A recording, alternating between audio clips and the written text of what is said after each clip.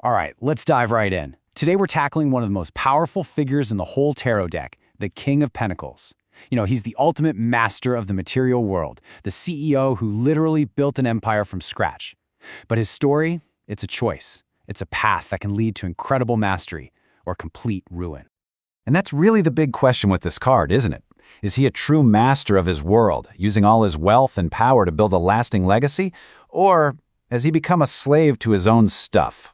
Let's find out.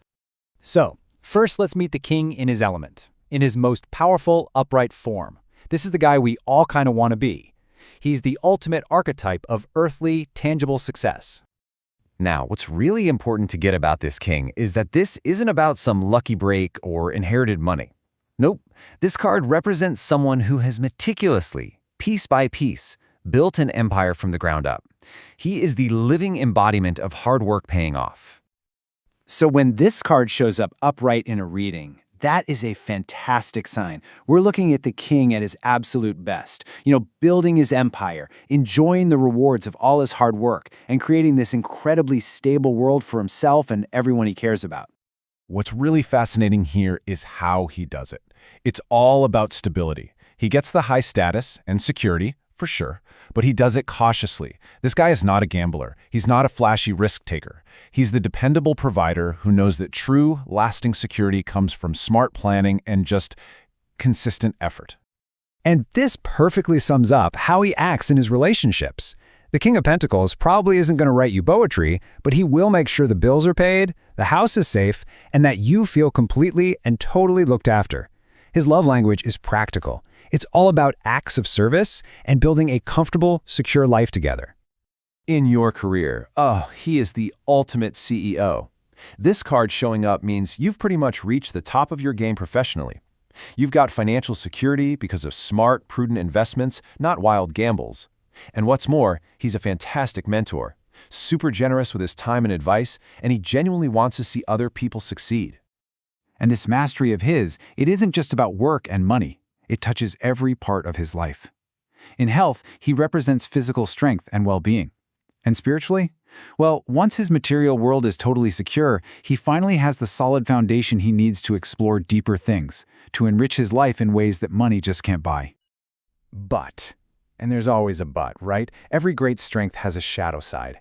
What happens when the master of the material world becomes completely obsessed with it, when his beautiful kingdom becomes his own gilded cage? And that brings us to the reversed king.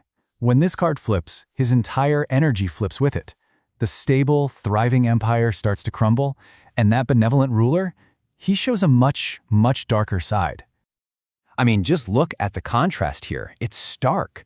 Everything the upright king builds, the reversed king absolutely destroys. Thriving becomes collapse. Stability turns into total chaos. The generous provider becomes greedy, and the loyal partner becomes unfaithful. It is a complete corruption of all that positive potential.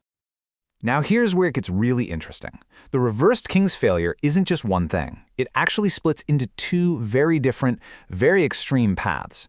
He either lets his entire world fall apart, or he holds on so tight that he crushes the life out of everything he ever built.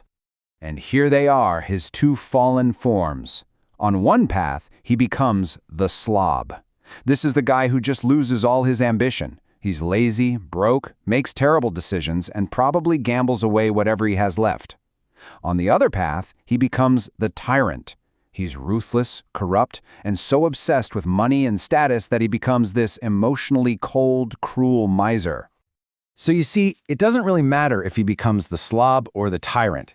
The keywords all point to the same thing: a complete and total loss of control. We're talking about the collapse of an empire, bankruptcy, terrible judgment. It's the downfall that comes from either total neglect or suffocating greed. He's no longer a creator, he's a destroyer. In love, this energy is just plain toxic. He might turn into a controller, using his money to manipulate his partner.